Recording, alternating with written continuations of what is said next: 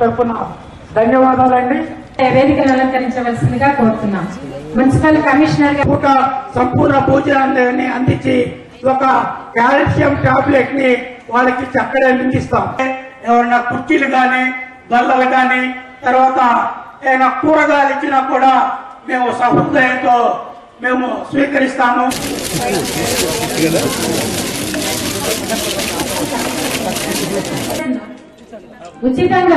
ఉచితంగానే సార్ ప్రభుత్వం వారు దీనికి 1000 రూపాయల కన్నా ఇంకా ఎక్కువ విలువ చేసేది ఈ సంవత్సరం ఇచ్చారు.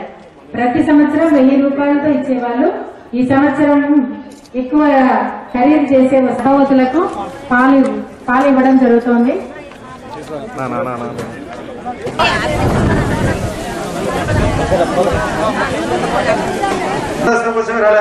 మన ప్రతి పథకం అమృతం మాదిరి కావాలి, ప్రతి పాట అమృతం మాదిరి కావాలి. అప్పుడే నేను నిజమైన రైతు. మీరు కూడా శ్రద్ధగా పిల్లలకు చదువు చెప్పడం కానీ వాళ్ళకు పోషణ కానీ గర్భిణీ స్త్రీలకు కానీ శుభ్రంగా పెట్టండి. అన్న శుభ్రంగా పెట్టకుండా రోదగా ఉంటుంది అనుకోండి, అప్పుడు వాళ్ళు తినరు. కొంచెం శుభ్రంగా పెట్టి చేస్తే వాళ్ళు తింటారు, ఆప్యాయతగా వస్తారు.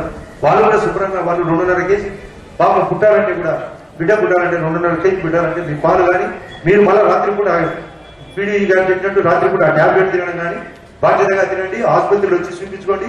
ఆసుపత్రిలోనే గవర్నమెంట్ ఆసుపత్రిలోనే కాంప్లైంట్ డబ్బు వస్తుంది, 2 కిట్లు వస్తాయి, మళ్ళీ ఇంటి దగ్గర చేస్తారు. అదే ప్రైవేట్ ఆసుపత్రిలో లోన్ పట్టించుకోండి. నేను ప్రైవేట్ ఆసుపత్రి బెంగళూరు కూడా చూసినా అంత వసతులు ఏం లేవు, డబ్బు మాత్రం ఉంచుతారు.